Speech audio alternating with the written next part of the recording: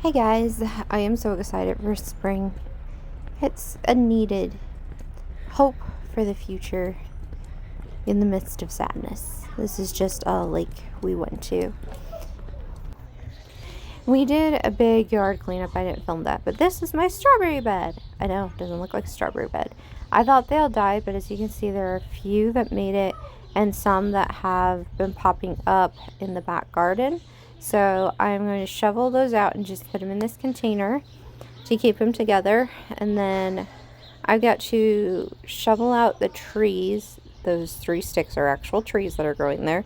And I need to weed whack and move the garden bed and just do a reset. These strawberries are special because my mother-in-law is passing away. She's dying of cancer right now. And these strawberries were sent to me from North Carolina. And this is what I had. It's honestly more than I thought.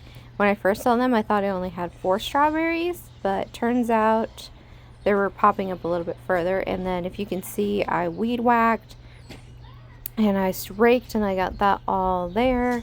And I will tackle the trees, I promise, those dang trees.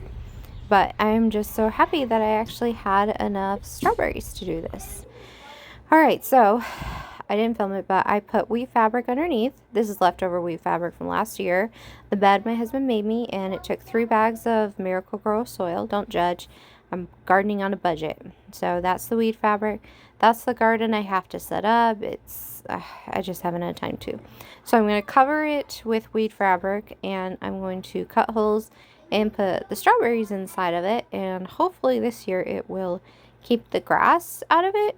And I'll get better strawberries. I pulled some rusty old pins from an old one that I had. And I have officially put it in. And now I'm going to use some scissors. And I'm going to cut a hole and push the plant down in. And just let it be here. And then I'll show you the fun part. And this is what it's like. I'm happy with the result. Some of them didn't have roots. Some of them did have roots.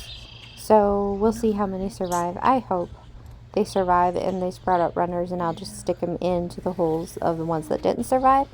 And then I thought we'd look at what didn't survive the year. My yarrow has come up in this bucket for 4 years, and it did not come up this year. So I found yarrow growing in the yard and put it in there. And then, guys, this is the first year for baby asparagus. This is year 3 with these poor dang asparagus that I have moved all over creation. And these are the irises that I got from Walmart and planted in the ground, and they're growing. The clematis I got on clearance from Walmart, same situation, planted and growing. My blueberry bush, dead. Blackberry bush, dead. My 3 grapes, dead. I don't know what happened. They just didn't survive. But on the positive, the peony, alive. That's been mowed 3 times. A hollyhock that popped out, and then another peony, clearance from Walmart. Another peony, clearance from Walmart, and look at the size of that hollyhock.